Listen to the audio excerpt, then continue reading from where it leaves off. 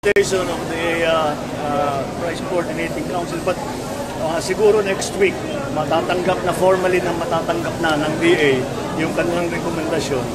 And the recommendation, I believe, is going to be to declare an emergency. The reason that we are doing this is ginawa na natin lahat upang ibaba ang presyo ng bigas. Ngunit the market is not being allowed to work properly. Hindi nasusundan ang demand and supply curve dahil hanggang ngayon kahit ibaba mo lahat ng inputs, ang pagbenta pa rin mataas pa rin. And so we have to force that price down and we have to make sure that the market works properly, na walang friction cost na nangyayari dahil sa sari-sari iba't ibang bagay at yung iba doon illegal, kaya iniimbestigahan ngayon ng Kongreso.